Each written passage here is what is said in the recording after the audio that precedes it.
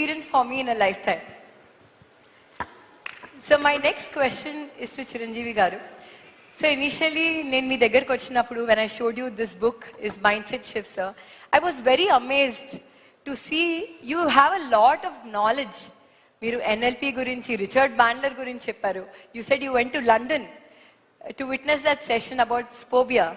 I mean, you know all these techniques. Maybe our wordings telidemo, but you know the techniques. And I was very amazed to understand that you spend a lot of time with yourself, understanding yourself. So how important has been that spending time with yourself? And dani valla asalu elanti upayogam undi?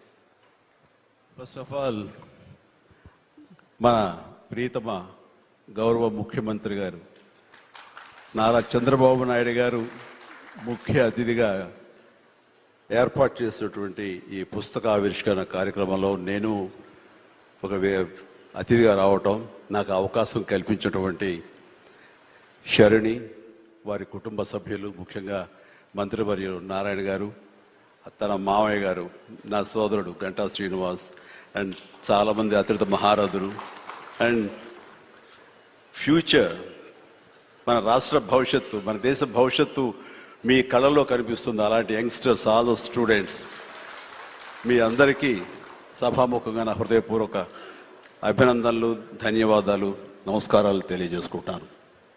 It's a great opportunity to be here one amongst you all. ఇలాగా శరణి ఇంటికి వచ్చినప్పుడు ఒక book రాశాను. అది మీరు ముఖ్యమంత్రి గారు ఇనాగ్రేట్ చేస్తే బాగుంటుంది, వెరీ పర్పస్ఫుల్ బుక్ అని అమ్మాయి చెప్పినప్పుడు చాలా అమేజ్ అయ్యాను నేను. ఆ బుక్ని క్లుప్తంగా నేను 4-5 పేజీలు చూసినప్పుడు నాకు ఎప్పటి నుంచో ఇలాంటి పర్సనాలిటీ డెవలప్మెంట్ మీద, అలాగే సీక్రెట్ అనే ఒక బుక్ ఉండేది. అది ఎన్నో దశాబ్దాలు, 2-3 దశాబ్దాల ముందే ఆ బుక్ నేను చూడటం నాకు జరిగింది, తటస్థపడింది. అప్పుడు ఇంకా ఇండియాలో రాలేదు ఆ బుక్, దాని ట్రాన్స్లేషన్ కానీ దాని వీడియో నేను చూడటం జరిగింది. ఆ బుక్లో చెప్పిన ఎన్నో విషయాలు నాకు తెలుసో తెలియకనో నాకు నేనుగా అనుకున్నవన్నీ ఆచరించడం మొదలుపెట్టాను నేను. అది నాకు ఎంతో హెల్ప్ అయింది.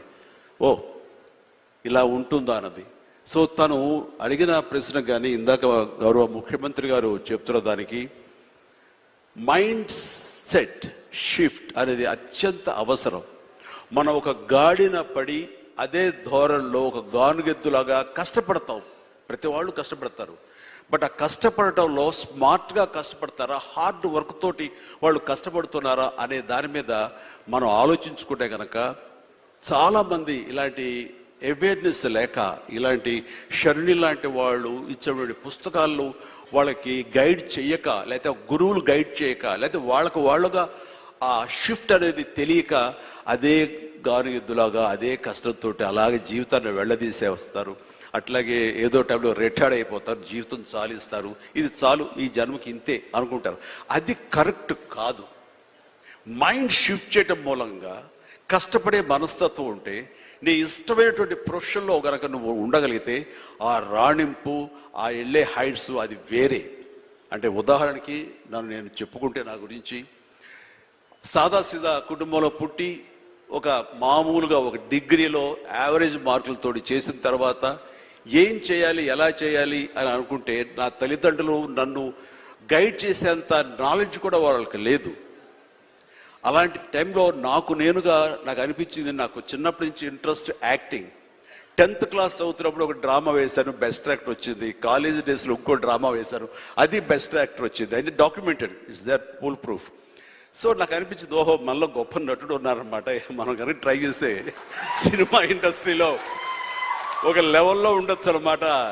ఎందుకు వెళ్ళకూడదు మన సినిమా ఇండస్ట్రీకి అని అనగానే ఎవరితో మాట్లాడినా సరే, ఏ సినిమా ఇండస్ట్రీ తక్కువ అనుకుంటున్నావా, నీకు తెలిసిన వాళ్ళు ఉన్నారా, నువ్వు వెళ్ళగానే పెద్ద గొప్ప అందగాడేవా, నేను వెల్కమ్ చేసేస్తారా అంటూ అందరూ నెగిటివ్గానే అనేవాడు. అదే సహజం, ఎందుకంటే ఇండస్ట్రీకి వెళ్ళి పాడైపోయిన వాళ్ళు అధిక సంఖ్యలో కనబడుతున్నప్పుడు నేను ఎక్కడో లింగులు ఇటుకుమంటూ నర్సాపురం మొగల్తూరు ఆ ప్రాంతం నుంచి వెళితే కనుక ఎంకరేజ్ చేసే బయలు ఉన్నారో వెళ్ళరా అనేవాళ్ళు ఎందుకు ఉంటారు. కానీ లోపల నా తపన అంతా ఖచ్చితంగా వెళితే వెళ్ళాలి అనిపించింది. అదే విషయం అమ్మా నాన్నలు చెప్పాను. నేను మైండ్ షిఫ్ట్ గురించి మాట్లాడుతున్నాను. అమ్మా నాన్నలు చెప్తే నువ్వు వెళితే నీకు ఇంట్రెస్ట్ ఉంటే వెళ్ళు, కానీ ఏదైనా జరగచ్చు, రేపొద్దు నువ్వు రాణించవచ్చు, రాణించకపోవచ్చు. అలాంటి పరిస్థితిలో టైం వేస్ట్ కాకుండా ఇంకో కోర్స్ కూడా చేస్తే, నువ్వు చెన్నై వెళ్తానంటున్నావు, నీ ఫిలిం ఇన్స్టిట్యూట్ ట్రైనింగ్తో పాటు ఇంకో కోర్స్ కూడా చేస్తే బాగుంటుంది కదా. సపోజ్ ఇది రాణించలేదు, ఇంకో దాంట్లోకి వెళ్తావు, టైం వేస్ట్ కాదు అంటే వాళ్ళ మాట కాదనలేక, ఏమో బొమ్మ పైకి సిరితే కాయిన్ బొమ్మ పడచ్చు, బొలుసు పడచ్చు, జీవితంలో ఏది మనం ఊహించి చెప్పలేం అనే ఉద్దేశంతో నేను ఏం చేశానంటే ICWI institute of cost accountants and works of India, ఇది ఎగ్మూర్లో ఉంటుండేది చెన్నైలో. అక్కడ నైట్ కాలేజీ చేస్తూ పగలంతరేమో ఫిలిం ఇన్స్టిట్యూట్లో ట్రైనింగ్ తీసుకుంటూ అలాగా 2 జోడు గుర్రాల స్వారీ లేదా 2 పడవల మీద ప్రయాణం చేయడం ప్రయత్నం చేశారు. కానీ ఎక్కడో నాకు ఇష్టం లేనిది, అంతంత మాత్రంగా తప్పదని చేయబడ్డటువంటి ICWI కోర్స్ మీద నాకు నిరాశకత కలిగింది. దాన్ని నెమ్మదిగా దానికి తెలియదుకాలు ఇచ్చేసి వదిలేశారు. ఆ తర్వాత ఫిలిం ఇన్స్టిట్యూట్లోనే నేను ఏమైనా చేయాలి, చావో రేవో బతుకో చావు ఇక్కడే ఉండాలి, మనం ఇందులో చేయాలి. ఎప్పుడైతే నేను ఒక డెసిషన్ తీసుకున్నానో, నన్ను నేను ప్రూవ్ చేసుకోవడానికి నేను కష్టపడి పనిచేయాలి, నేను ఇందులో సాధించాలి, ఏమైనా అయ్యి తీరాలి అంటూ చాలా స్ట్రాంగ్గా నేను అనుకున్నాను. లేకపోతే నాకు జీవితం లేదు అనుకున్నాను. అలాంటి పరిస్థితుల్లో సినిమా ఇండస్ట్రీలో ఫిలిం ఇన్స్టిట్యూట్లో నేను ట్రైనింగ్ తీసుకోవడం ఏంటి, సినిమా అవకాశాలు రావడం ఏంటి, అవి సద్వినియోగపరచుకోవడం ఏంటి, దాన్ని ద బెస్ట్ నేను చూపించుకోవడం ఏంటి, అక్కడ ఉన్నటువంటి డైరెక్టర్స్ వీళ్ళందరి చేత వావ్ అనిపించుకోవడం ఏంటి, అందరి దృష్టి నా మీద ఉండేలాగా నేను ఎక్కువగా యాక్టివ్గా ఉన్నటువంటి ఇవన్నీ నాకు దోహదపడి సినిమాలతో సినిమా అలాగా అంచెలంచెలుగా నేను ఈ రోజున మీరు చూస్తున్న ఈ స్థాయికి నేను వచ్చాను.